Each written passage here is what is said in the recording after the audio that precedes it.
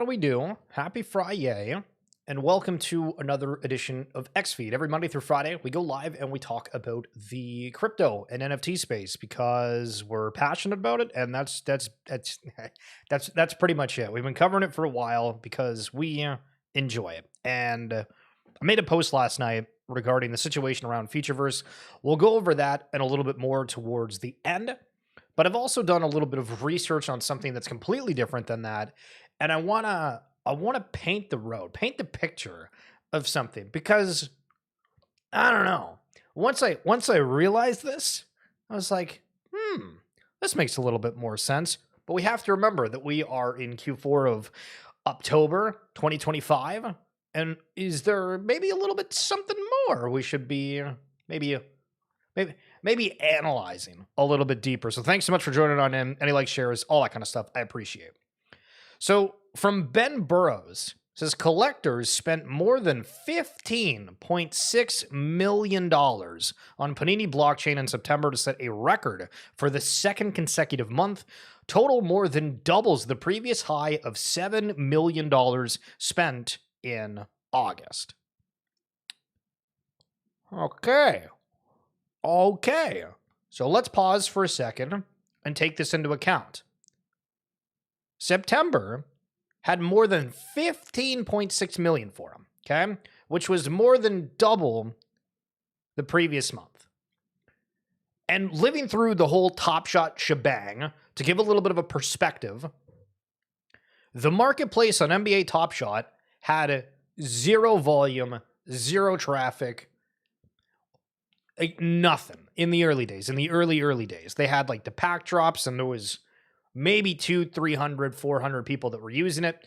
Moments got listed, and nothing was like ever selling. And all of a sudden, because I'm addicted to staring at these screens, one night I was like, this is weird. Feels like there is a little bit more of attraction. And then the next day I was like, I don't know, something's happening here. Something's starting to snowball. And all of a sudden, bam, bam, bam, bam, bam, just insane heights. You can look back and you'll see where the marketplace went from, 500 to 1,500 users all the way up to 20,000, all the way up to 40, all the way up to 100,000. And like it happened at lightning speed. So I want to give a context in that sense of it's not strange this sort of thing has happened, and we've seen it happen before. However, did you notice the other day that there was, an article that came out that was highlighting that Panini has lost its exclusive NBA card license to Topps, who's done MLB for quite some time. But with Topps taking over the license starting on October 25th, after Panini's exclusive run since 2010, this marks Topps' return to producing officially licensed NBA cards after a 16-year hiatus made possible by Fanatics securing the long-term NBA and NBA PA. Okay. So for a second, let me just throw this one out here, and I could be completely off base, and that's why we gave the Top Shot story. But doesn't Panini need their digital cards to be successful if they just lost the NBA license? Like, that's an insane amount of revenue, I would imagine, to be like the exclusive card partner. And part of this, when I'm saying it out loud, you go to Walmart, you go to any of these card stores, and there's like multiple different like brands associated with it. So maybe I'm talking like a little bit out of turn here, but again, like they lost whatever the exclusive license is. But at the same time, we know that NBA Top Shot at a point had I think they still do, of like the exclusive license for the digital the video variation of collectibles. So Panini going absolutely crazy could be from actual demand or the fact that they need that to work. So what are they doing for marketing? What are they doing to get attention to that marketplace? And just something maybe for you guys to think about a little bit more. And I was digging through some stuff the other day and I was like, that's very interesting. The SEC to create new rules to allow crypto companies to launch products in the US without having to comply with previous regulatory requirements, calling it an innovation exemption. How do we go from everyone fearing the wrath of the government. It's cool. You know what? There's no requirements anymore. You're good, baby. You're good, baby. It's wild. So is this big breaking? Boom!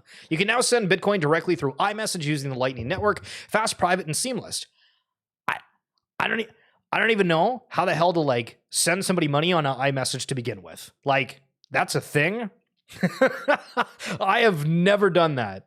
So knowing that Bitcoin can be done through Apple Pay, I guess that's cool. But I genuinely had no idea you could even do that. My Uber driver asked what I do. I said, I help students access loans through crypto. His eyes lit up and started talking about his nephew back home who can't afford college. This should tell everything you need to know about where Open Campus is headed. So I saw that post the other day, and I've heard of Open Campus, but I've not done the DYOR, do your own research. I haven't. So building the on-chain OS, I guess operating system, for education designed for a new era of learning. Okay, let's see. The Open Campus website, what do we got? The education starts with the EDU token. Open Campus is building the blockchain-powered financial layer for education with accessible student financing and trusted credentialing to meet real-world needs at scale. Site looks kind of cool with like the art graphics on the back. So you can join the wait list, which I guess they're coming out with a wallet. You can buy the token that's on Coinbase. They have Animoca, TinyTap, and on the RWA SegMints podcast that I just published this week with Svi. If you check out the link in the description below or in my bio on X, he talked about how TinyTap was offering something that's really cool. The teachers are actually able to get paid for making apps, and it's within the crypto space here. So raise independent learners with TinyTap. Discover 250,000 games and courses made by teachers and powered by AI. So maybe this is something, if you have young children, that you'd find super interesting and or valuable. Is this a video? Yeah. Let's watch this. All right, what do we got? What do we got on the goods here? Hey, Eddie, I'm visiting Madrid next week. Can you teach me a few slang words so I can feel local?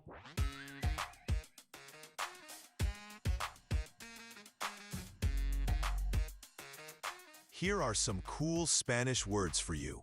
Repeat after me. Guay. Guay. Great job, Thomas. Actually, I'm going to Japan. Japan. How exciting. Let's bring a little bit of Japan to you. Here's me in Japan holding a big sign that says Konnichiwa. Try to unscramble the letters to form the word. Can I get a hint? Think of something you get after making a purchase. I would have never got it. Nope, I would have not got it. Who is performing the Okay, so I don't know if I learned anything from that video, but the concept is I think the concept is super cool. So again, if you're looking for something that's offering a lot, and I mean even going on here on like the partners, so Museum of Science, super simple, Ping Fong, which is Baby Shark, which if you remember the other day, the Story Protocol, which is a they're trying to allow it where people that have intellectual property are able to license it in a way. And they came out, remember the other day, and they said that they did a partnership with Ping Fong and they launched a token. Then it came out that was like not real or legit. They had a huge amount of people that were just screaming, cause and fight. They deleted everything, like absolute scene and a half. But I guess Ping Fong is a part of Baby Shark, which was like the song / the thing that Katy Perry did. Oxford University Press, Sesame Street, Care Bears as well. So very, very interesting. And if you want to check that out, again, that is Open Campus on the education side of things. Lamento, the Great Weirding is in full swing. The Great Weirding. I like that. So here's a quick little clip from an interview when they're talking about Yuga Labs directly here. Also edit if need be. Excuse me. Now the volume all the way up. Yeah, I think we can also edit if need be. Yeah, look, I think I said other side. I'm so excited for it. It's not just because the tech is cool. It's not just because the art and visuals are great. Like the stuff that Figgy and Greg have cooked up with partners, with, builds themselves, I think is really going to melt faces. Whether that happens tomorrow or, in the future, I won't say. So Other Side, I think, is just such a game-changing platform for all of crypto, that there's a place that anyone can build and experience and sort of cross-pollinate. Tons of collections are coming to us saying, when can we get into Other Side? So that's super killer. And yeah, I've sort of teased it a couple of times on the timeline. I don't know if I can share much more, but we're working with some really great partners to build, to really change the, how you can think about interacting with sports, athletes and identity around athletes, and similar in the music space. How do you actually, activate in real life, with musicians? And so, being able to sort of do these things that people do every day and want to be a part of, social media has created parasocial relationships with all these people. Being able to think about what does that look like in an on-chain world, like, man, future's bright. There it is. Well, before we What does it look like in the future? It's supposed to be bright, but we'll get to something that's like super dark here in a minute. But very interesting to see, and the upbeat nature of what's going on around Other Side. I do feel like for Other Side, there's a lot of people that are within like the Other Side Yuga community as a whole, but there's not. I feel like in like some of the other circles that I've like been watching, there's not a lot of people outside of it that are going to jump in once those experiences come out, and you can see these different things, whether it's something that you are going to play or not. It's all going to depend, because it feels like this is going to be an experience where there's a lot of happenings on one side, and if you prefer doing this on the other side, you're able to do it, but then it depends on like how quick things happen. But knowing that they have the funding and everything else, it's going to be crazy. What's the thing that I uncovered? Oh, okay. So I'll do like a quick little recap at the beginning of the stream, or if you guys want to go back, you can do that, but we're just going to repeat it. So Panini blockchain, have you guys seen, if we go to Crypto Slam, right? And I spelt that wrong. We're going to ignore the fact that I don't know how to spell true. Also, what do you think?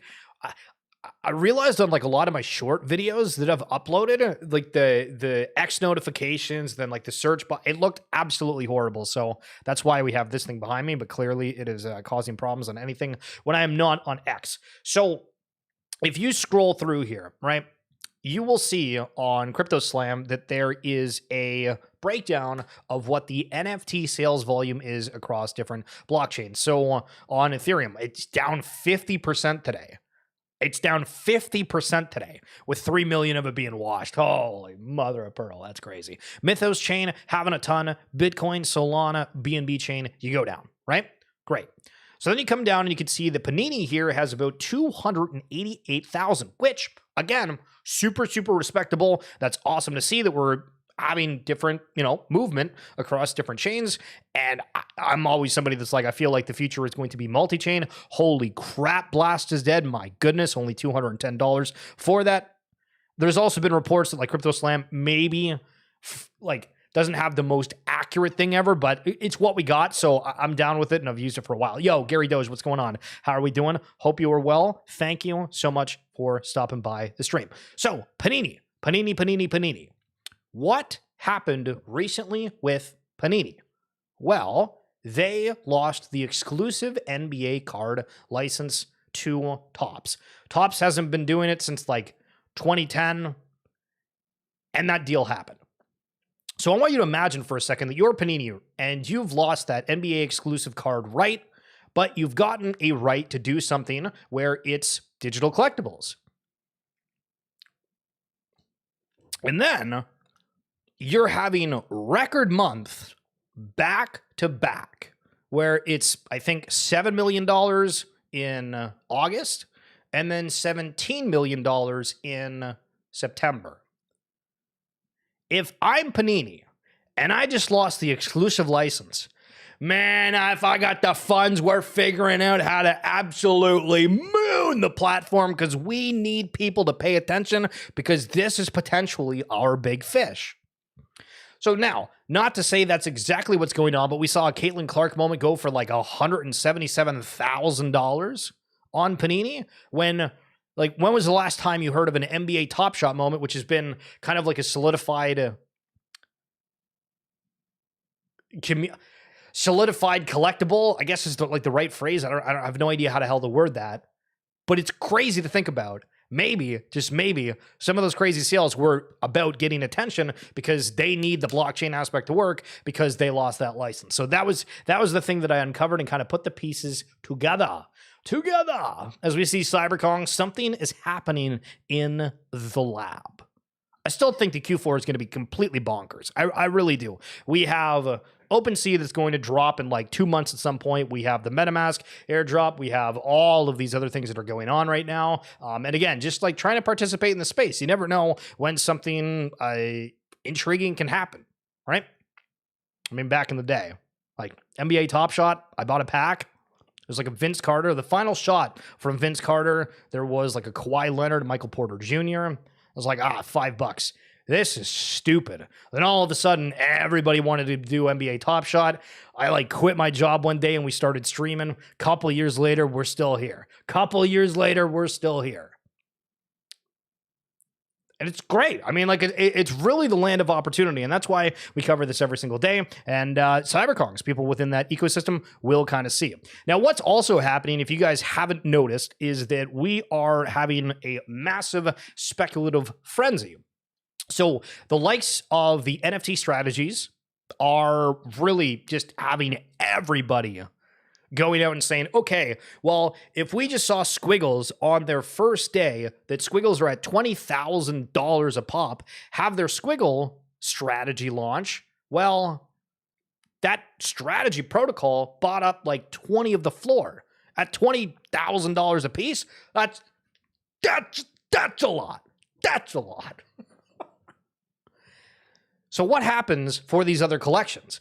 And that's something that I did want to talk about too for all of the crowd here from Futureverse, because there's the concern around what's going on there. And I do think where you've seen the likes of Squiggles that are at like $20,000 a pop, and everybody's speculating on these different communities. Obviously, there was a huge fallout with everything that's going around Futureverse. We're going to cover that and try to talk in depth. So if you got anybody from that community, you want to send them the link for this, let's just be open, honest, talk about whatever. The fluff strategy could be massive. Like, I don't think people understand. And the idea with this is that every collection is going to be able to get one if they want, because people speculate on the token, because the token, there's like a 95% tax on like the first few buys on it, right? Depending on how much it is. But then, you know, they're like, oh, okay, well, if that one goes from here, like I'm going to speculate on the token. And because of the fees that are associated with it, you can have an amount that ends up just kind of gobbling up the floor. And then it's in that protocol. Well, it's higher. And we're going to see it throughout the space. I'm going to also keep pounding the table that, like, again, I don't typically take like a political stance on like anything, but there is a lot of people that are like, I don't know about this like whole NFT strategy thing. And then there's people that are like absolute maxis of it. I do think, I like genuinely think that it has the opportunity to change how we trade NFTs, simply because anyone with any sort of budget can access anything. If I say, hey, do you want access to like the Pudgy Penguin ecosystem? You're either going to have to spend like $40,000 to go buy a Pudgy Penguin, or you could buy like the Pengu meme coin, right? Or you have these strategy coins that are kind of like a basket where there's actually something underlying it. Because if you look at these memes, or, you know, a lot of things within the space, what the hell are they backed by? Is it VCs? Is it actually some sort of utility? Well, if we can collectively say, all right, we think that NFTs have some sort of value, some sort of tangible value, then these coins have something that's actually backing them beyond like these networks, right? Because obviously there's some, but let's keep going on here, because we're gonna get to the big Futureverse post in a second. Much love to Futureverse holders and behind the scenes of team who lost their jobs. Yeah, I mean, it's devastating what happened, and we're going to get to that in a second. Announcement coming out of Animoca that they're launching a blockchain for sand. So I've always made the argument that it feels really weird when you look at like the top 100, sometimes even 150 cryptos. You're like, I don't know anybody that's like using them at all. Why are they at like such a crazy valuation? And sand was always that for me. So seeing this change is sort of interesting. There's a lot of moving pieces here. Creator tokens can be generated and staked for yield. Sand points, creator points, patron vaults equal loan pools, creators, projects can pull from. Liquidity providers earn points and yield. Creators equal vault. I don't even know what the hell half of that means. You know what I mean? Like, all right, so we're just coming up with a whole bunch of different new points, different systems. All the stuff is like, all right, that's cool, but the risk is insane because you're like, okay, these sort of things have to work. Are they going to have the funding? Is funding going to get pulled? I feel like Sandbox and Animoca have invested in literally everything, so that's not something that's necessarily a fear, but also kind of what the hell are they going to do? Making Sand its own blockchain? Like, do we need another blockchain at this point? I really don't know. So here's your word of advice from Pawns, okay? Listen. Let's go, lads. Good morning. Had an interesting conversation this week with a very wise man. He said if it does not make him happy, make him money, or give him knowledge, he won't waste time on it. Nice. Words to live by. And a little bit from Matt and Jod from Larva Labs for their upcoming drop on, I think it's October 9th? Yeah. It says right there. That was good. Good one, right? Matt Hall. And John Watkinson. And we're Larva Labs. And for anybody that doesn't know, the whole like CryptoPunks thing was like, they literally made it. The idea came about that we should really make it about the code. You know, like Art Blocks is this very literal code generates art situation, and it's like, can we just put the code right in the foreground? Can we make it all about the code, where you're looking right at the code and maybe you're even operating the code as part of the artwork? So Quine is a very special type of computer program that outputs itself. And that's very analogous to other self-reproducing mechanisms. So if you take the example of DNA in biological life, DNA defines how everything in the body is made, and it's also data that gets copied. Quine is art that contains literally the code that can produce that artwork. One Quine can produce several variations of itself because it produces the code for itself, it replicates itself, makes subtle modifications that produce different outputs. What's interesting to us is pushing on a limit. And I think basically everything we've done, especially on blockchain, can be understood in those ways. And so the Quine structure was also the limitation we needed. There's always a technical problem solving going on. You're always kind of pushing up against some limitation.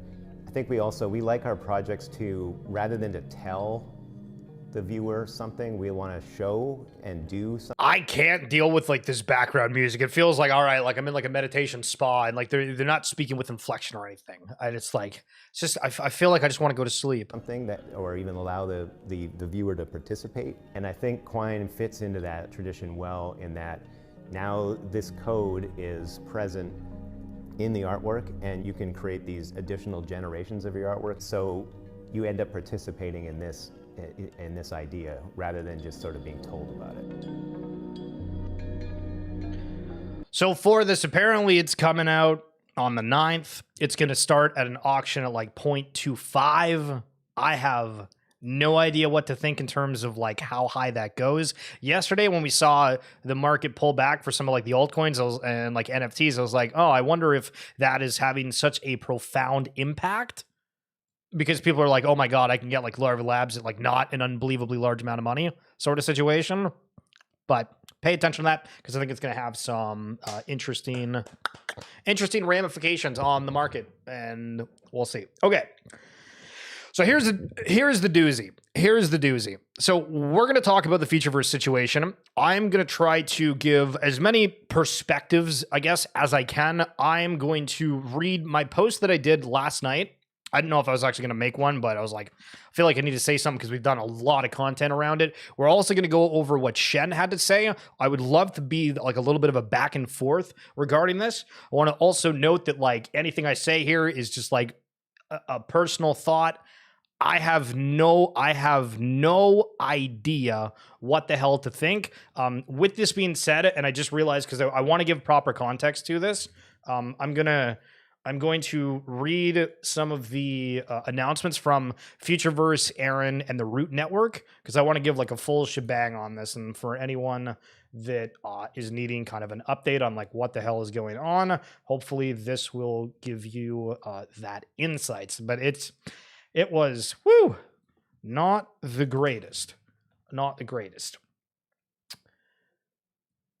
So we'll do Futureverse, we'll do the Root Network, we'll do Aaron, me, and then Shem. All right, cool. So the announcement that came out the other day from Futureverse says, today the Futureverse board made the difficult decision to begin a restructuring of the business. While we've made significant progress building world-leading AI models, developing more than 30 open source protocols, and partnering with some of the world's top brands, we recognize that adjustments are needed to ensure the long-term sustainability of our vision. This process will allow us to focus on strengthening the foundation of the company and reshaping the structure so we can continue to support our core products and applications. Importantly, this restructuring only impacts Futureverse Corporation and does not directly affect subsidiaries, which we'll kind of see. Futureverse has always been rooted in collaboration and innovation, and our aim remains to carry this work forward in a stronger, more sustainable form. So we've not really seen many statements from any of the team members that are still around. It seems like anybody that's not absolute top upper management was completely let go with this. But then, okay, what are we thinking about when it says that it's not going to affect its subsidiaries, etc.? The Root Network, obviously, that's what Futureverse was building for. It was virtually the main builder for it. Now, a lot of that is going over to TRN Labs, which is the Root Network Labs. But the Root Network statement, the Root Network will remain independent of the Futureverse receivership process. And receivership is apparently like really not a good thing. The software and protocols, including the NFI palette and silo, are open source, and we will add further code to the open source repos in the coming days for developers who wish to continue using and building on these. Futureverse intends to continue to run its own nodes through the process, but as with everything in Web3, as long as the community contributes to the infrastructure, it will remain active. And please note, this is like a very, very important line of as long as the community contributes to the infrastructure, it will remain active. Big emphasis on that. Decentralized networks rely on community participation, and we encourage whoever is passionate about these protocols in the network to contribute. Services such as Pass, Asset Register, Staking Dashboard, Asset Dashboard, and Root Rewards will all remain active through this restructuring period.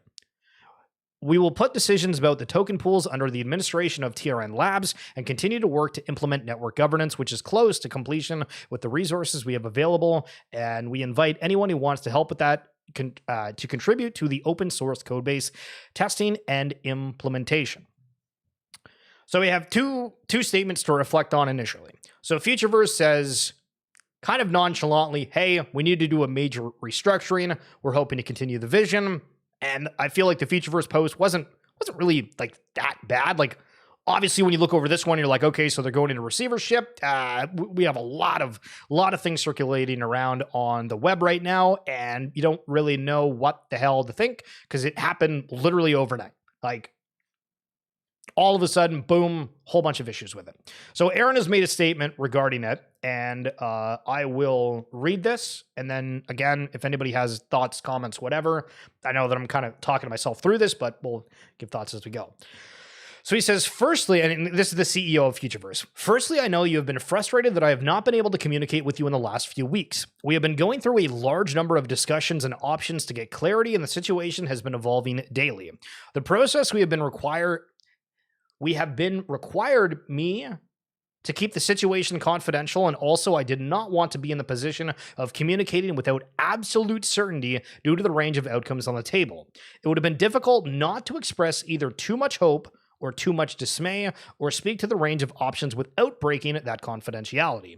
I also needed to focus all my energy on finding a way through this for all involved. I can truly say the founding team exhausted all options and worked literally day and night every day, and worked without pay and invested our own savings to find one that would avoid this.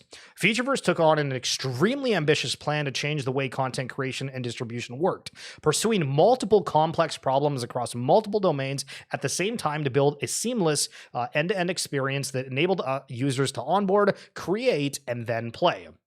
We built world-leading AI models in several areas, created more than 30 new open-source protocols, and developed new standards for interoperability in gaming. We launched 5 games and a game launcher, including novel, agentic, and generative gameplay, and delivered new immersive experiences for the world's leading brands. In hindsight, that plan was too ambitious. While we achieved some incredible outcomes like breaking new ground across AI, gaming, and Web3 protocols, we ultimately have run out of the options to become a long-term sustainable business with the structure as is. I know for many of you this has been a passion, just as it has been for me and our leadership team.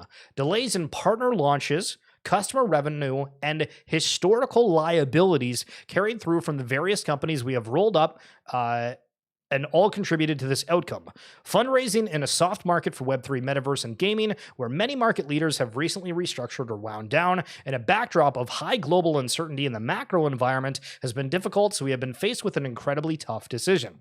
I'm devastated, as I'm sure many of you are to hear, that it has come to this, and it's been my mission to create the tools and opportunity for others to build a more immersive internet. And while we have created dozens of innovative tools, models, and protocols, this is not what I envisioned our journey leading to. I poured my heart, energy, tears, savings, and hopes into building Futureverse, and I know many of you have also contributed in your own way to make this come to life too. The process we are in now does enable us to restructure, and hopefully the vision can continue. There will be some pain in this process. We are doing all we can to help ensure core services remain active and transition any dependencies for Web3 elements to more independent solutions. Much of the work we have done in building protocols that are open and built into Web3 infrastructure, TRN, and many of the tools we have built are open source, and we will release more projects shortly to enable anyone who wants to continue what we started to do. The point of Web3 is to be resilient to traditional company structures, and while it happened quicker than I hoped, at some point the ecosystem would need to survive without that structure in place.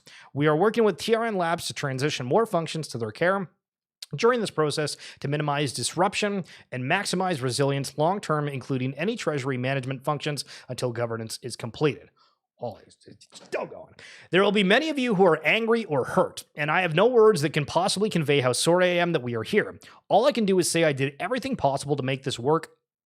I fell short, but I'll continue to fight to ensure the best possible future outcome for my team and the community.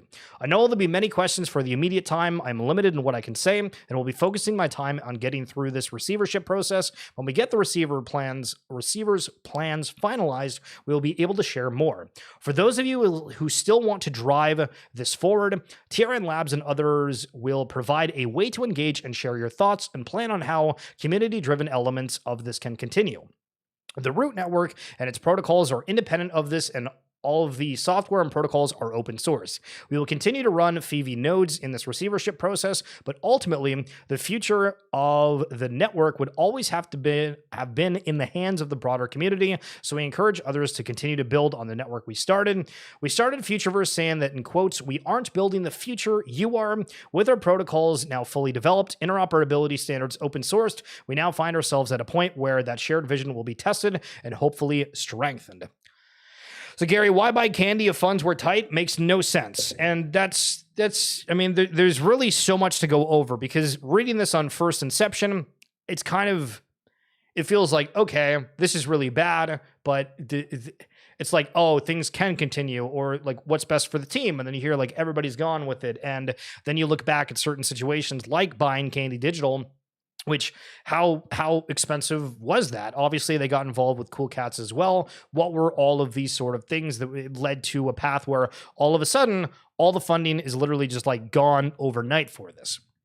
So I want to kind of talk about different points of it, and I'm going to be completely honest with you. I haven't like wrote down a bunch of lists. So if you guys want to bring up anything in particular, I can try to give thoughts on it. But this was like my brain dump last night. I think I'm going to forever have PTSD over this Futureverse thing. So many people, myself included, were devastated by this. I don't really know what to say. So there was different announcements where Shibuya City was a Ready Player One metaverse experience.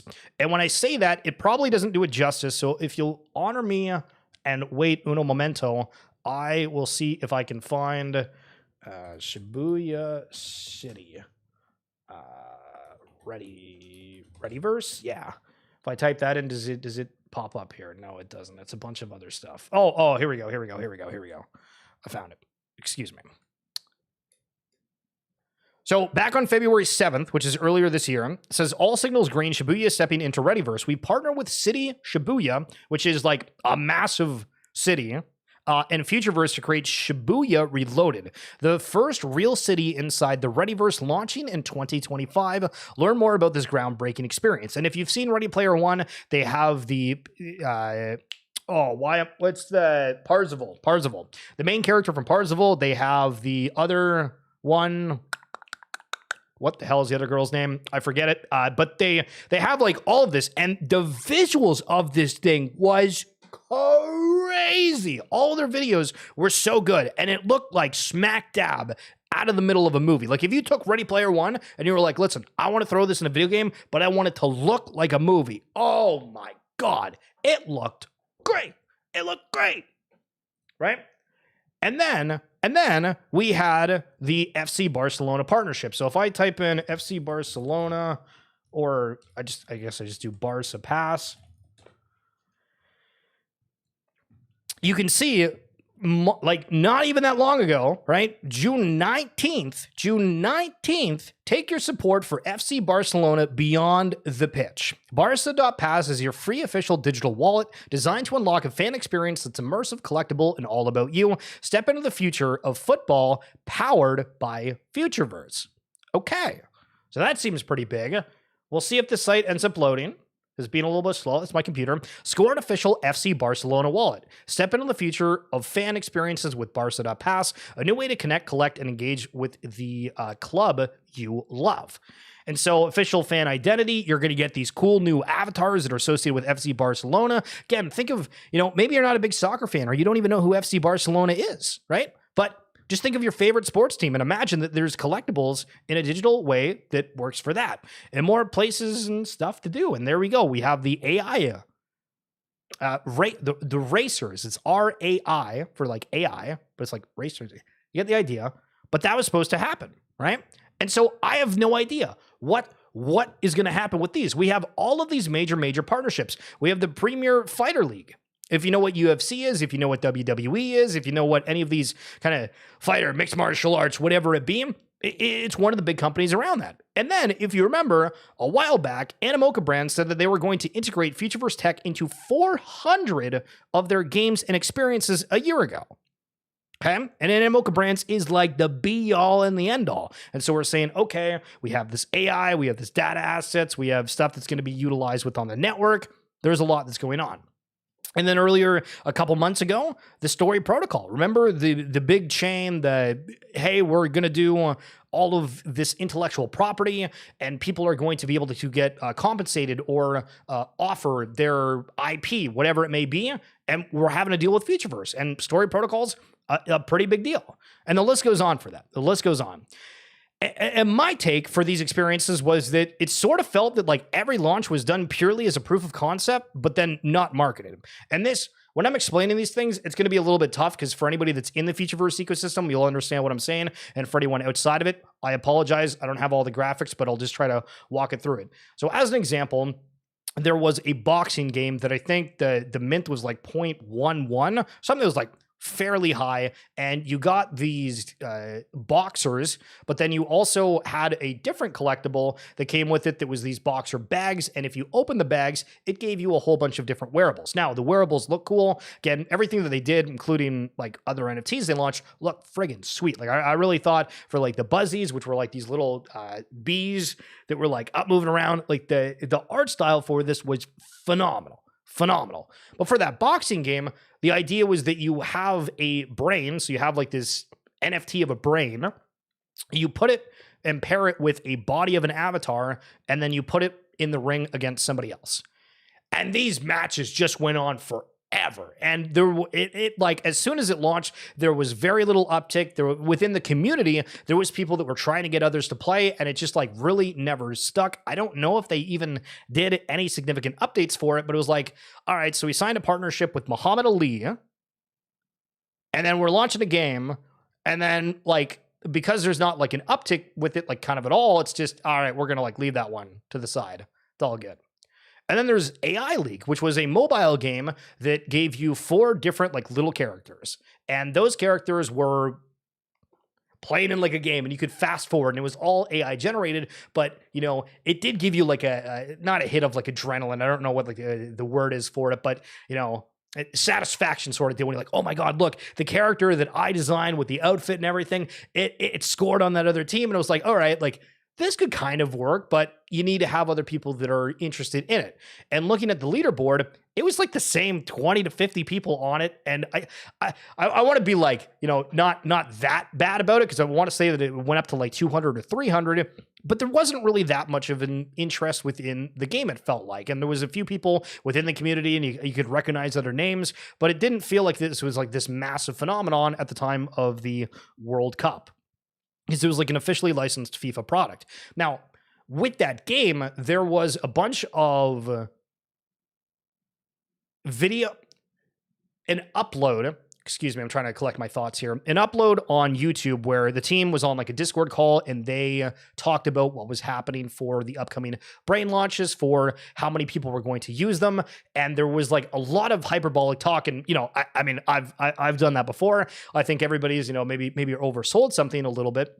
But it was like, there's going to be millions upon millions upon millions of people that are going to want these brains. And, you know, it was like this really exciting thing, or at least it felt like that. And then when the game comes out, it's like, doesn't feel like there's much of an uptick. And then it was said, I think from one of the team's co-founders, that it was Brazil that really took up interest within that game. And I was like, well, cool. Like, soccer is massive in Brazil. That's really, really interesting. And then it seemed like there was just like no updates. Progressively, the rewards just like didn't have anything. The social accounts died on it. And again, it didn't feel like there was a major push. We said, okay, well, where's FIFA? We have all of these things. What's going on? There was kind of nothing with it. And then you keep going along, and the Third Kingdom comes out.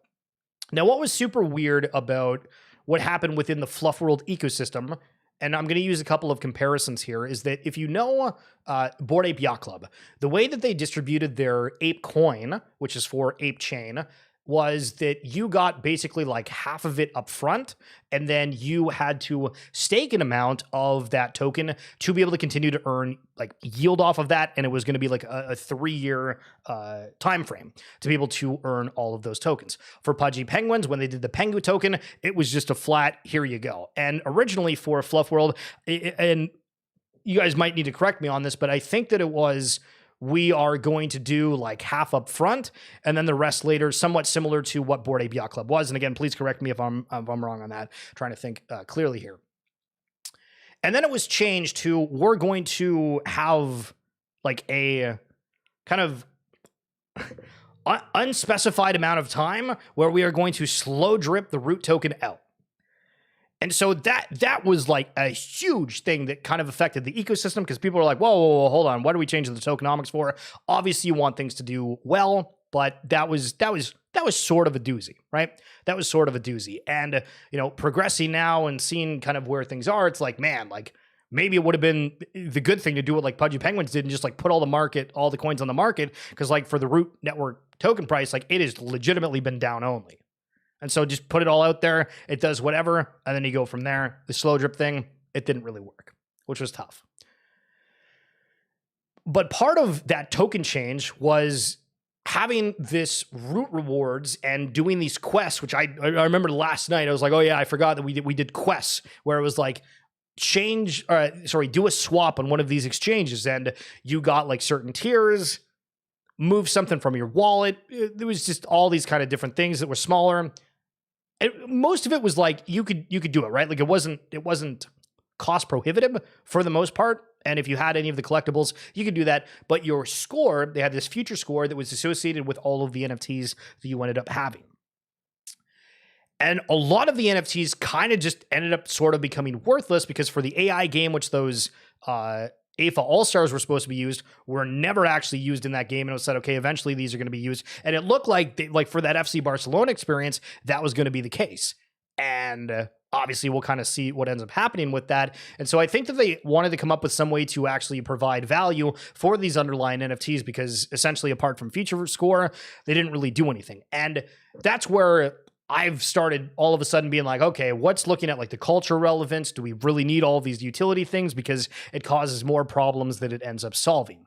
So they create this game called The Third Kingdom. And this Third Kingdom game is a strategy simulator game where you just have a island. And I have videos of this if you go on my channel. If you type in The Third Kingdom Futureverse, you'll be able to find them. And it is, I don't know, you click on the land, you pick like a harvesting machine, and it will earn you this energy, and it will also earn you this gold or gems or whatever. There was like 5 different options with it.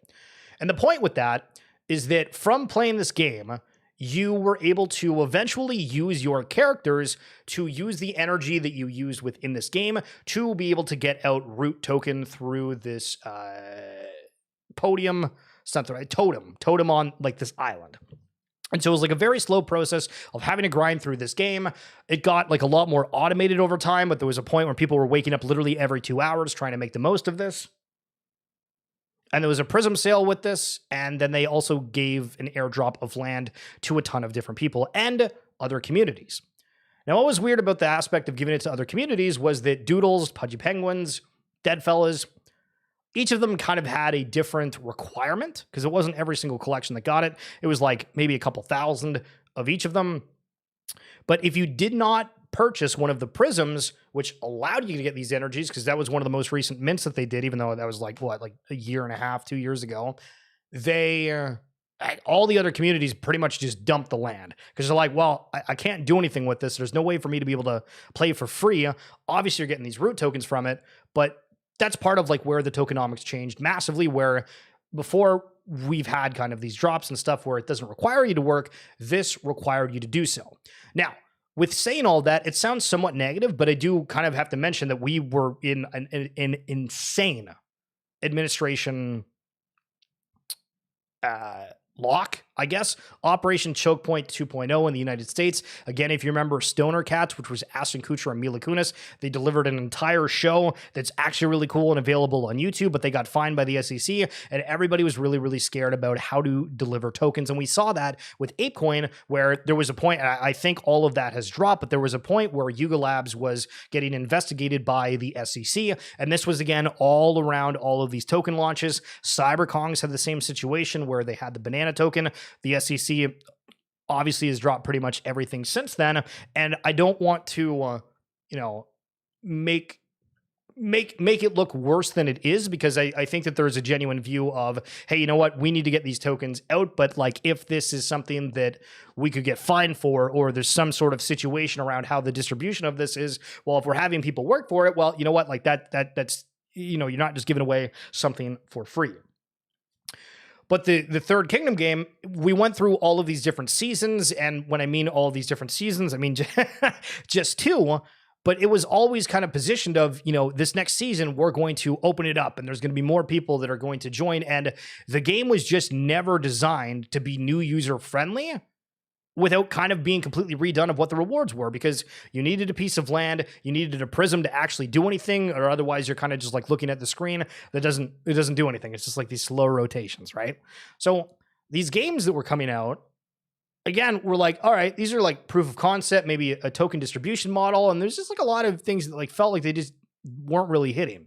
So the promotional videos they produced were phenomenal, but the experiences fell short, and I guess they weren't able to generate any meaningful revenue, because that's what this is all about. They had Gen, which is a AI music generator platform. So right now, if you go and type in ChatGPT, hey, generate me an image of a frog, it will generate you an image of a frog. If you go into Gen and say, hey, I want to have a bunch of people like smashing on drums or whatever it is. Generally speaking, this is for like musicians or people that can articulate and say, oh, I want like B minor and C flat and all of the, technical terminologies. And that was supposed to be something where they could end up generating revenue because people would pay to have these credits and use it. They also did Reebok Impact, which was a shoe that was digital. And so you were able to kind of have a combination of taking a photo, putting it on like the bottom of the shoe. It would do like an AI art generation thing to it. And within these metaverse experiences, the idea was that your avatar would be able to walk around in this open and exciting world if we got to that stage. But again, Reebok Impact came out. They had an Instagram account. They were making like some posts on it, but as soon as it launched, it was like, all right, it feels like this thing is like dead on arrival, as well as everything else that has launched so far, right? The AFA game, the boxers, the TTK, you had people within the community who were grinding it because they needed to get like tokens from it because they bought the prisms and that was the only way to get it out. And again, I have to emphasize that they did give like a lot more root than what people initially expected. But clearly with how everything is it's like, woo, things took kind of a nasty turn. And as I've said throughout this, as soon as something launched, it was almost instantly dead. I'd figured they'd have a respectable runway with how many funds and people were helping support it, along with these major partnerships. So we've gone over all the major partnerships, but you have to remember as well, right? Like there was the Born Ready Fund, there was the Denari Labs, there was the Outlier Ventures, there was all of these funds that were like $50 million, which was like the big raise from 10T and everyone else. But then there was all these side funds. And it was like, we're at a point now where it's like, you look around the network and I'm like, who the hell got paid to build this? So like, did they give all of the money to people that just took it and ran? Because it doesn't make any sense whatsoever. And I've reached out to people. You guys know that I've done videos before with different team members, and I'm not charging for anything like that. Obviously, like I'm a small time creator and whatnot. But the idea was that, hey, like I'm passionate about this. These people don't really have an audience. I like have something, and that's better than starting from zero, right? So if I can help out some of these smaller people, I want to do that. And so we did like a video series of like, I don't know, 8 different people that were building on the network, and like I feel like some of them aren't even around anymore.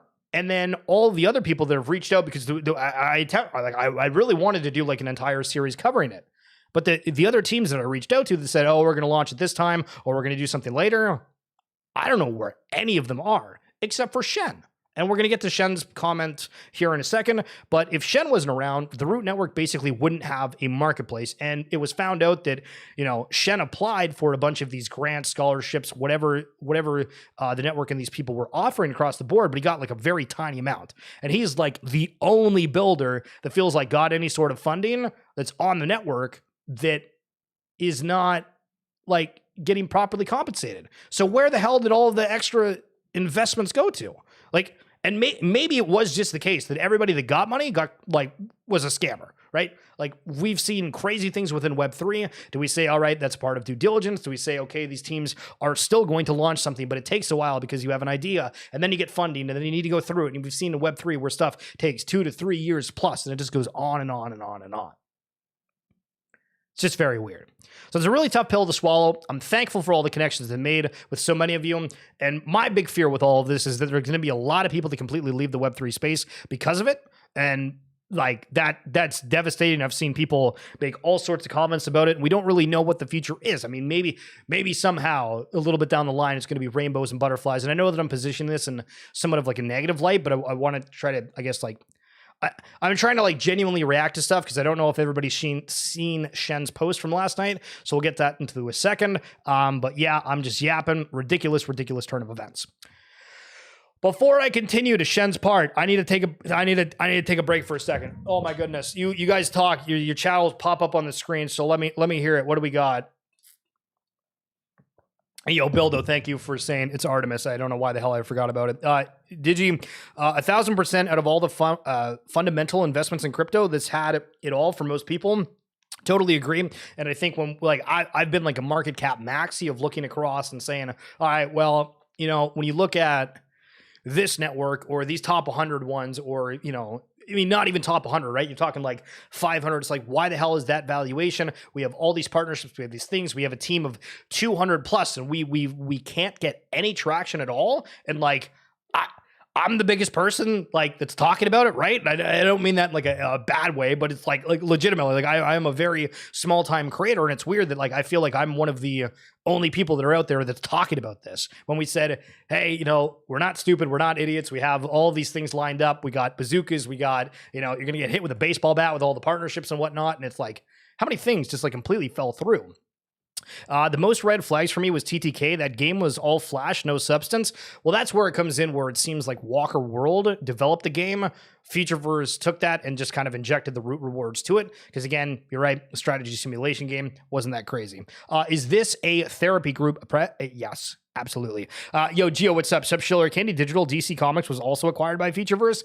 And we've seen where all of these other, like Candy Digital, making a statement saying, hey, we're not impacted by this. And Root Network is supposed to be, decentralized. And I don't know if it's like fully gotten to that realm, as Aaron's made comments of, hey, we're trying to move this thing over here and, support it. Yeah, I'm not like technical in that sense. So I can't like speak confidently about all those details, but it seems like some of the things are going to continue, but then it comes down to, all right, well, who is doing stuff on the network?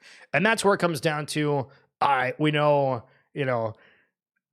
the people of the community, right? Like the people of the community, you look around, you're like, all right, we know who the builders are. And the big emphasis was, all right, what the hell is going on with Shen? Because without Tradeverse, there is no marketplace. We saw where Mark is not a person. It's like OpenSea. Mark, the marketplace, was created a while ago. And then it like shut down after they said, we have 500,000 plus users. And we're like, we're a community of 2,000. What do you mean we have 500,000 people? Everybody called it out and it was complete BS, right? I still remember that. But there would be literally no way to trade any of these NFTs, which, I mean, right now, like the value of them have all kind of just absolutely gone kaput. But like, what is going to go on with Shen? Because everybody's looking for him because he's arguably the biggest builder on the space that we have. Omi Power, do you think the chain survives? Well, that's what we're going to get to here. And I think most people that are following what's going on haven't read this. So we'll go over it. We'll go back and say, yo, DTT, okay, what's up? Probably one of the hardest weeks of my life. With little warning, we were informed that everything will change and either we step up or it's all gone. This to me does not read like Aaron's post of, hey guys, we're going to try to figure it out. And like, eventually we want to like keep with the vision. So Shen's either got to step up or it's all gone. Right? Like, it's a pretty bold line to put out there. Years of work and effort that we put into the ecosystem we genuinely believed in just became meaningless unless we take on the biggest undertaking we've ever done with only a very small amount of resources. I appreciate everything that Futureverse has done and the support they did show us, but the fact that we're sitting in a situation after what the comms was like just a few months ago is insane. And that's why we try to highlight, hey, there's all these partnerships, there's all these things. Like, this feels completely blindsided. We lost out on a lot in what we were promised and through betting time and money in this ecosystem, and now have to quickly figure out how to even come out of this ourselves. Honestly, still processing the whole situation. I'm not sure what lies in the future. We're going to continue to try our hardest as we always have, but it's definitely some of the toughest times we've ever faced as a team and a time of deep reflection. I truly feel for everyone who is financially disadvantaged through the situation. We're literally right there with you, and I hope we all have good karma coming our way. And as I have repeated the whole time, this community is filled with incredible and bright minds, and we could not be more appreciative for the support we've always shown. Who knows what the future holds, but I hope to still see many of the amazing and passionate people that have gotten to know it through this journey right there with us, wherever that may be. I might be taking a bit of time away from socials over the coming week to deeply reflect on the situation and best next steps for the remaining eco, both users and builders, and our own team at Gen 3. Really appreciative of everyone who has already reached out and support so far. I'll be getting back to lots of DMs later this week. And this is where it kind of goes back to, I had a train of thought and I totally forgot it. Excuse me. Everyone thinking about yeah, I'm just gonna reach out. I forgot what it is. It's a massive burden on Shen and Gen 3. That's not fair. I totally agree. Isn't this a battle between investors? The investors knew that Futureverse needed cash. Well, so this is sort of my, and thank you. You made me remember my point was that if you see that nobody wanted to invest in Futureverse now, after all of the announcements that we just looked at, I mean, that I feel like that's kind of telling, no? Like, I mean, if we have all these 30 protocols and everything that Aaron's talked about, the ability to do X, Y, and Z, why in the hell would like nobody want it? Or are the liabilities in the previous situations of like what's transpired there that much where they're like, okay, you know what? Like you guys are like too far in debt, right? Like I don't really know how to word this, but reading this post from Shen, it's like, holy crap. So this entire thing basically relies on Shen going crazy, creating these games and everything else. And, I know that I'm focusing on Shen, and there's a lot of other builders within the ecosystem and people that are wanting to launch NFTs or have launched NFTs on the network. But I mean, it's kind of like, all right, well, who the hell is next in line, right? Well, it's not me. It's not me. What the hell am I going to do, right? And so, like, the most notable builder, arguably, because the whole friggin' NFT marketplace that everyone uses and the DEX that's associated with it, apart from Dexter, is Shen. And so to hear him say, with little warning, we were informed that everything will change and either we step up or it's all gone. Like, what happened with the TRN Labs situation? Because is TRN Labs not out there going to these different events, trying to network, trying to, get teams that want to build? And what happened to all the other teams that were out there that were supposed to build on the network, these games, experiences, whatever the hell it is, and we just, don't have any of it. Like, we don't have any of it. I don't understand it. The valuation is the issue? Yeah. I mean, I'm not business savvy enough to know all the ins and outs, and so I'll always admit when when I'm out of my depths on that. I've never been a big business person in that sense, but as a community advocate, as somebody that's done content creation within the ecosystem, one of the biggest things that freaked me out was that for the content creators of the month, they did this really cool program where whoever was doing the most content around the ecosystem, you were able to get a pixel of the ape, which was basically the original collection for everything Futureverse done by the artist Jesse, and you got a little bit of root. So you got a couple $100, whatever it's worth, and the POTA was decently valuable. And 90% of the people that won that award ended up leaving the ecosystem and turned into the biggest voices against it. And I'm sitting here all right, I am sort of blind, but I don't understand why there is such a massive rebuttal here from so many of the people that got understand, you can't get content creator of the month without making positive content, right? If you're out here, these guys are crap, what? You don't get anything, right? So these people were supportive of the ecosystem and then all of a sudden completely switched up. And that to me was the most confusing thing. Now, you come to be all right, well, clearly there were situations and, looking back, obviously most of the games that were launching were a problem. And then knowing that Shen didn't get the funding when he's the only one that's delivered, clearly there was an issue. And then on top of every single fund that was hey, we're putting millions upon dollars of supporting Root Network, and then we've seen none of it. What happened? This story is going to be the craziest thing ever, because we have people that are now making accusations of some serious accusations out there. We have other people saying, they tried their best, and I want to say that there was good intentions involved with it, but it's how in the hell can you get this far along and things go that badly with that amount of cash when we have only a handful of experiences from Futureverse that launched and virtually nothing outside of it? And that confuses the hell out of me. I wasn't too big into the Futureverse, but I never really saw any big collection or constant need for tractions on the Root Network. The volume on Tradeverse was less than $1,000 on most days. Well, because there was no culture that was built. Everything around... Well, sorry, I shouldn't say that, because obviously we're seeing a lot of people that are passionate about fluff. We're seeing that people, it's an inaccurate statement. I want to take that back. But I think that what we're seeing is that for a lot of these NFTs, was just not a purpose for them, right? And so what the hell are we buying on these? There's nothing that was created culturally around most of the NFTs that were launched. Obviously Fluff World's got that, but for all these other ones, they did the car parts where it was out on the That was the other really, really odd thing. So with the AI, the Racers game, they gave anyone that was holding the Gen 1 brains a bunch of car parts. So if you had one brain, you got basically enough parts for a car, where it was a steering wheel, it was a wheel, the base car, and then an exhaust, and then a front bumper sort of situation. So everyone that got or had a brain got 5 or 6 new NFTs. And for anybody that was a whale status in terms of brains, suddenly your wallet is filled with thousands of these car assets. And there was no way to properly go through these, set these cars up. You could go based off of look, sort of.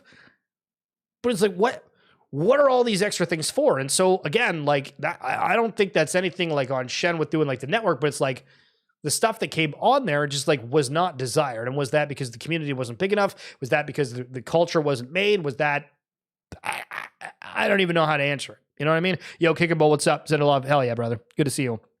The VCs are likely looking at high valuation. The operators are looking at low valuation. They talked about this for months.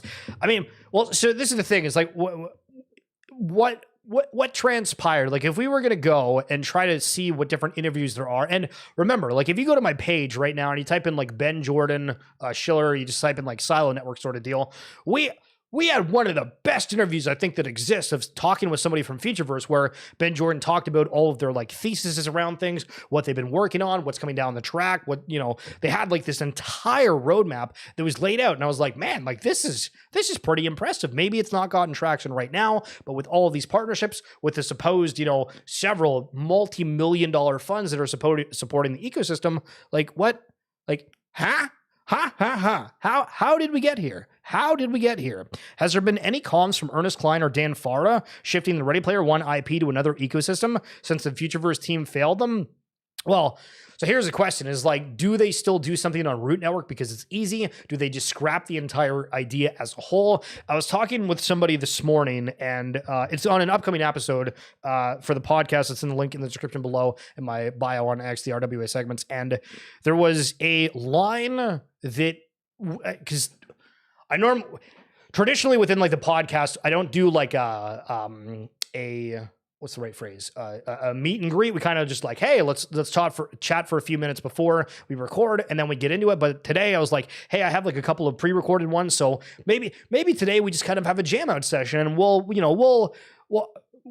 get to like the actual recording later. And so we talked for like forever, and they brought up the fact of, remember like the whole artifact thing, and I was like, yeah. I was like, well, Nike was involved with that, and they paid like a whole bunch of money, and I was like, yeah. And they were like, well, what happened there is that, from our understanding, is that the Nike leadership changed. They're like, oh, we need to fix our stock price. And they're looking through everything and they're like, okay, that's gone. And Artifact was a part of that, right?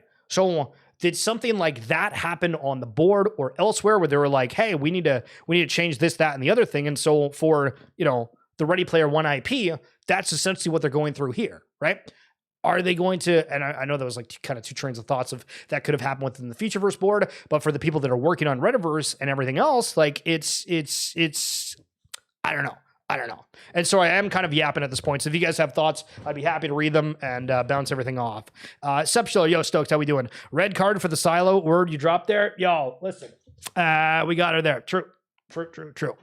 But I don't, see, this is the thing too, is because this whole thing, stream component, I know that I've come across negatively from it, but I'm trying to be transparent with how I view it.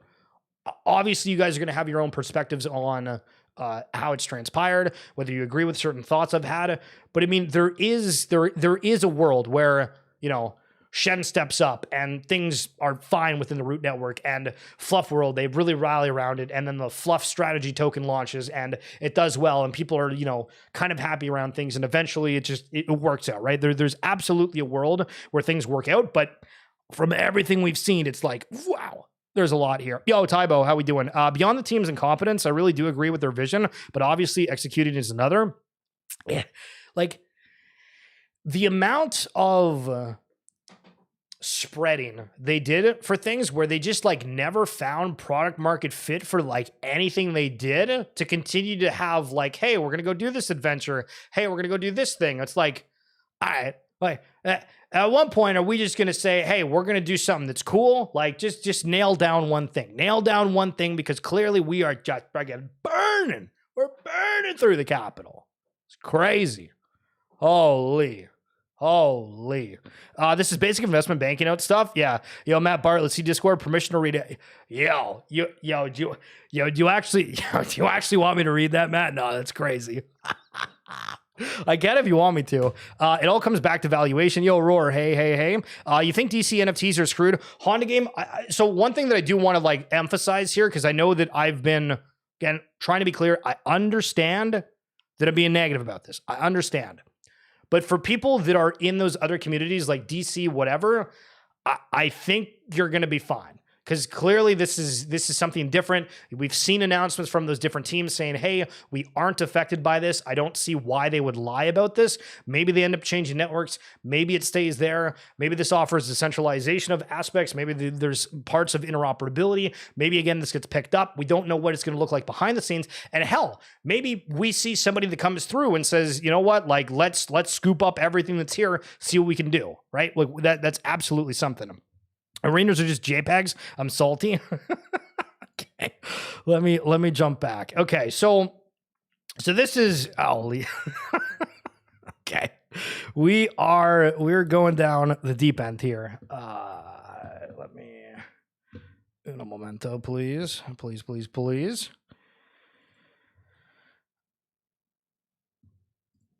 Okay. This one's a doozy. Yo, Tommy boy, outside of the scope of what you're currently talking about, but did you have any trouble unstaking your silo? Oh, okay. So that's a good point. I've seen unreal amounts of like problems with people dealing with things. So if you are unstaking on silo, couple things to note. Number one, make sure that you have Silo within the wallet that is used for that. Make sure that you are clearing your cookies and cache. Again, just Google that if you don't know how to do it. And then one thing, I had insane amounts of problems. Like it just did not work. You guys probably see me on X tweeting at Mark. I'm like, I have no idea what to do. And listen, can we get a round of applause for a second for like the Futureverse team that's like been around? Sam, Mo, I've seen people on X, like the team that has been out there and being like, hey guys, we have no friggin' idea, because there was very few people that gave the community like any sort of like input. So again, thank you to the team. I've tried reaching out to like core, staff, like anyone that I knew. I was like, hey, I have no idea what to do. This thing is like completely broken. Please to God, somebody help. And the amount of like care, effort, explanations of like, hey, I think this is probably what it is. We're locked out of these systems. We're going to try, like, thank you. Super, super reassuring. So one of the things that I do not know, but I try, like, it might be a problem, but I don't think, and I didn't think that the seekers were attached to whatever your stake was. And then all my stuff wasn't working. And so I went back and I was like, okay, what, like, did I sell the seeker that I had as my like initial thing that I clicked on, and I found who had it. And so if anybody saw me within the Discord and I was like, hey, who's this person? Not rude. It was because of that. Cause I'm like, I need to find who this is. And thankfully they ended up sending it back to me. And after that, and then I moved Silo into my wallet, and then it was boom. And then it was boom. We were good. Holy smokes. I need to scroll for a second here. Matt, we're leading up to this. It's going to be a good one. Don't multiverse this shiz. Yeah, true. And that image was brought from Fiverr for $1. Yo, Vinny, rugged by Futureverse, but I found a new home in Good Vibes Club. Yo, Vinny, hell yeah, brother. Is the basic technology viable? That's the question, right? We don't really know anything. And all of the people that were working on it outside of like the top executives, they're no longer associated. You think that Candy Digital gets sold again, Bildo? It's a good take. What do you think happens? Do you think the actual interoperable tech still goes on? Okay, great question, Tybo. Great freaking question. Holy smokes. So the biggest problem, I guess, that I see with the situation is that we have many massive teams that are trying to do something that's very, very similar. Where the metaverse, right? We have Yuga Labs that's trying to do it. We have the Sandbox that's now doing their own blockchain. We have Wilder World. We have, I'm going to forget a whole bunch of them. We have the other carrot one. What the hell's the other carrot one? I forget, but that one's not really a metaverse. Sorry, I'm forgetting a lot of these, and pardon me, because there's a lot. But they there's so many. There is so many people that are trying to do stuff. And does this tech stand strong enough on its own without anyone else really trying to push it forward or be the megaphone for it? That's the hardest thing that I'm trying to like understand of how that would happen. Again, if we had like multiple builders and my pet hooligan, thank you, Gary, then I would probably have a different perspective on it. But because right now we don't really know what the hell is using it. You know what I mean? UBF makes the most sense out of all of them. So does that get scooped up? Is that still a part of the root network? What does this all look like? And I'm not techy enough to really know anything on that. Candy could have saved the root network. Instead, they delayed things after acquisition. I mean, Candy was the only thing that they would have brought in revenue from what it seems like. So I agree with that. The Silo site isn't working now. Mine due to lock in 2 hours, but can't connect. Oh, sorry. I forgot. One other thing, try a different browser. I've noticed the Chrome has been super weird. So if you have Microsoft Edge, if you have Brave, if you have whatever the other browsers are, try to use a different one. I've noticed that that has helped as well. My pet, who else could use the tech? Well, that's the question. Okay, back. Listen, I've been baiting you guys enough. So this was, man, I can't believe we're doing this. Jesus Christ. So Matt gets hit up a while ago. There is no evidence that they actually have competitive technology. There is nothing they have done that was done well and that another team would want. Warner Bros. And others can go elsewhere. Well, I mean, you go on the site and there's all this kind of crazy stuff. And so, I mean, this was like a post from that Matt got from Aaron like a while ago, and it says, "Hey there, Matt. Hope you're well. I've heard that a few community members have said that you might have a perspective on Futureverse that is influenced by people who are out of the loop but confident in their ignorance. I'd be keen to catch up with you for a no-nonsense conversation about the facts." And listen, this is like one of the things that's just like, all right, like what? Like what? I'm trying to like understand when we go like who's getting influenced by who, and like I never like thought Matt was like somebody that's been like super negative about Futureverse. We had the entire thing where you were doing the like TTK Guild, one of the supporters. You had like a friggin' article of like trying to support all of it, and then clearly you go down the list and you're like, all right, well that's not, you know what I mean? This came in late May, by the way. Guy tried to push this BS to me so that it could further the Ponzi and damage my reputation at the same. Well, it's like, what are they going to say on these sort of things? Because I mean, clearly at that point, it was something that's like, you know, the thought was that, all right, we're going to continue going through here, but then that's not the case. Roar, I have a perspective that it looks like the brands in Web3 gaming had so many opportunities to do the right thing, and they will lose it to big Web2 brands that will nurture the players they missed. And when this happens, it will be even harder for Web3 brands to catch up. Shark that sleeps, the Kraken eats. God damn it, Roar. I mean, listen, I think that there's a lot of teams that are trying to do a lot of like really cool stuff, but like when it comes to this, we suddenly have such a terrifying, like genuinely terrifying revolution of or awareness that, man, this stuff that's like culturally relevant maybe is the only thing that matters, because if all of this other stuff relies on funding or a specific team to keep operating it, like what else do we see?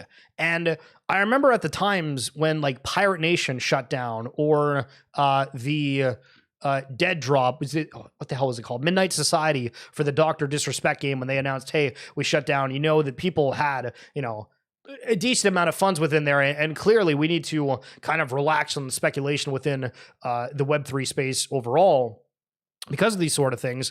But like that's where it gives me more like the PTSD, right? Like I don't mean like I wake up every day and I'm like, oh my god, like the whole Futureverse thing, right? It's like anytime that I talk about anything or now look at something that's happening, right? When you look at all of these major collections that are doing something that is incentivized by utility, where again, Moonbirds just announced their token and Spencer has been absolutely freaking killing it. But you know they end up having revenue, and they've generated from the beginning. They didn't raise a whole bunch of cash. I think he got like $2 million, and he's been killing it. Pudgy Penguins, we see them all over the world, and it's just these things that keep going. It's like, wow.